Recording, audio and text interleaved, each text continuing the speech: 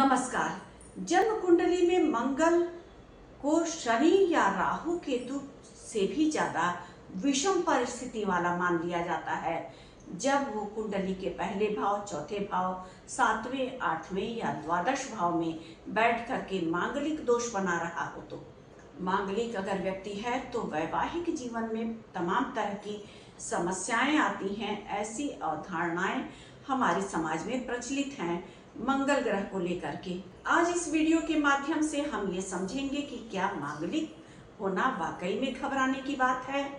जन्म कुंडली के पहले भाव में, चौथे भाव में, सातवें में, आठवें में और द्वादश भाव में अगर मंगल ग्रह उपस्थित हो तो मांगलिक दोष का निर्माण हो जाता है। हमारे ऋषियों मनीषियों ने मांगलिक दोष का नाम इसलिए दिया कि व्यक्ति सतर्क और सजग रहे, क्योंकि जो मांगलिक है वो अपने रिश्ते पर एकाधिकार रखना चाहेगा, अपने रिश्ते पर प्रभुत्व जमाना चाहेगा। अब कोई सामने वाला व्यक्ति सौम्य ग्रहों की ऊर्जा को लिए हुए है और दूसरा व्यक्ति मांगलिक है, तो ऐसे में उसका प्रभुत्व बंधक जैसा हो जाएगा उस सामने वाले व्यक्ति के लिए जो सौम्य ग्रहों के एनर्जी से भरा हुआ है।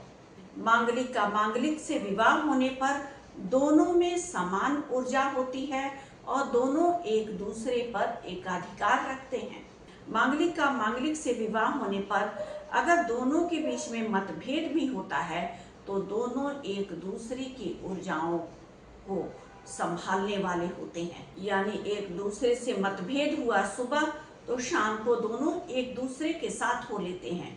अब यहाँ पर अगर सामने वाला मांगलिक नहीं है तो मंगल वाले के वेग को संभाल नहीं पाएगा। ये उस तरह से हम समझ सकते हैं कि कोई सैनिक अपने हाथों में लड़ाई करने के लिए हथियार लेकर के खड़ा है और सामने वाला व्यक्ति असहाय स्थिति में है। मंगल की ऊर्जा इस तरह की होती है।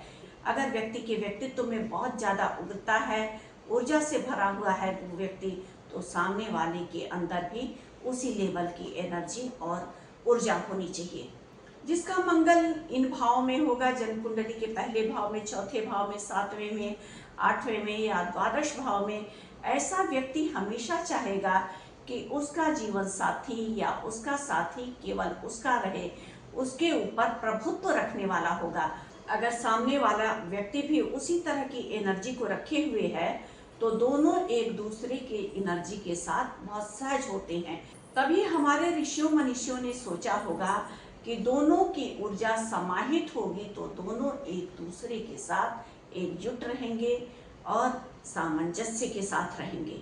अब यहाँ पर दूसरा सवाल ये उठता है कि अगर मांगलिक की शादी मांगलिक से ही हो रही है तब क्यों विवाह टूटता है। तब यहाँ पर मजबूत कारण बनता है ग्रह मैत्री। अगर मांगलिक की शादी मांगलिक से हो गई और ग्रह मैत्री नहीं है तो विवाह में चाहे कितने भी गुण मिल जाएं, एक दूसरे के साथ निभ नहीं पाता है। जैसे किसी के राशि के अधिपति ग्रह मंगल ग्रह हैं और दूसरे के राशि के अधिपति ग्रह शनि ग्रह हैं, तो ऐसे में शनि और मंगल के बीच में बनती नहीं है, नैसर्गिक मित्रता नहीं है। तो कुंडली में गुण चाहे जितने भी मिल जाए, ऐसा व्यक्ति एक दूसरे के साथ सामंजस्य बैठाने में बहुत परेशानी का अनुभव करता है। और अगर पाप ग्रहों से सातवां भाव जन्म कुंडली का दृष्ट हो जाए या सप्तमेश पीड़ित हो जाए, जिससे हम विवाह को देखते हैं, तो विवाह में सेपरेशन की स्थितियां भी आ जाती हैं कुंडली मिलान के बाद भी। अगर ग्रह मैत्री है तो पति और पत्नी के बीच में कितना भी तू मैं होगा, लड़ाई झगड़ा होगा, लेकिन दोनों की ऊर्जाएं एक बराबर होने की वजह से एक दूसरे के साथ फिर दोनों एकजुट हो जाएंगे। एक दूसरे के साथ जो विवाद हुआ था उसको भूल जाएंगे, क्योंकि लड़ाई करने में भी दोनों एक दूसरे के बराबरी में रहेंगे। कोई किसी पर अपना प्रभुत्व नहीं जमा पाएगा। मांगलिक दोष अगर है जन्म कुंडली में और मांगलिक दोष वाली लड़की से या लड़के से शादी हो रहा है तो दोनों के अंदर एक तरह की ऊर्जा का वेग है। अगर दोनों एक दूसरे के साथ लड़ाई झगड़ा करते हैं तब भी दोनों एकजुट हो जाएंगे। ग्रह मैत्री का होना भी बहुत जरूरी होता है रिश्तों में सामंजस्य की स्थिति को देखने के लिए। अगर क्रोध है, ऊर्जा है, ऊर्जा का वेग है, तो इधर उधर निकलने की अपेक्षा दोनों आपस में एक दूसरे से तू मैं करके शांत हो जाते हैं। मांगलिक का विवाह मांगलिक से ही होना चाहिए, इस विषय के पीछे हमारे ऋषियों का यही सोच रहा होगा। निश्चित तौर पर दोनों एक दूसरे पर आधिपत्य रखते हैं, एक दूसरे से लड़ते भी हैं और एक दूसरे के बिना रह भी नहीं सकते।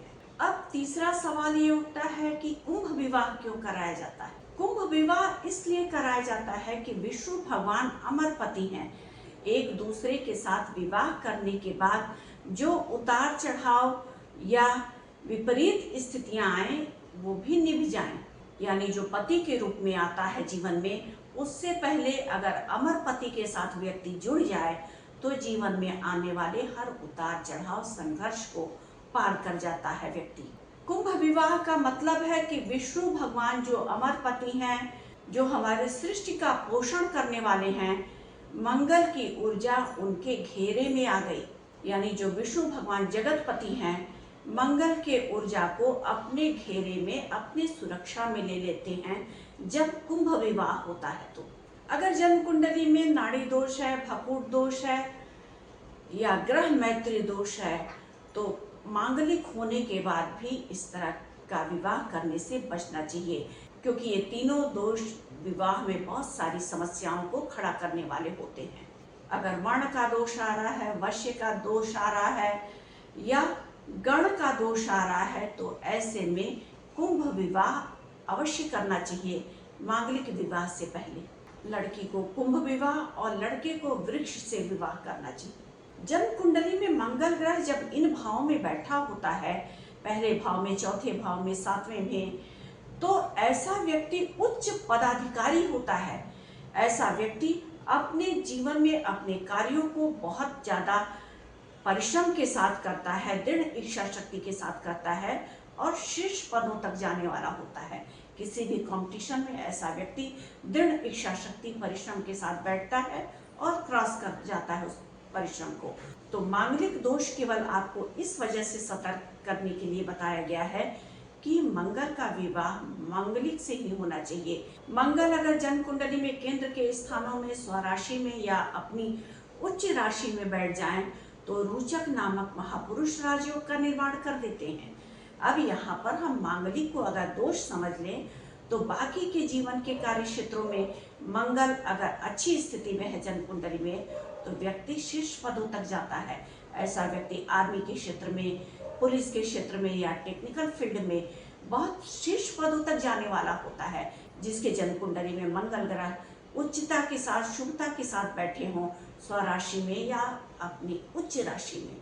द्वादश भाव में मंगल ग्रह बैठा है तो अपनी चौथी दृष्टि से पराक्रम भाव को देखेगा, पराक्रमी बना देगा व्यक्ति को। सातवीं दृष्टि से छठे भाव को देखेगा। ऐसा व्यक्ति शत्रुओं पर विजय प्राप्त करने वाला होगा, शत्रुहंता योग की स्थितियां बन जाती हैं। किसी भी कंपटीशन में व्यक्ति बहुत दृढ़ इच्छा शक्ति के साथ बैठेगा।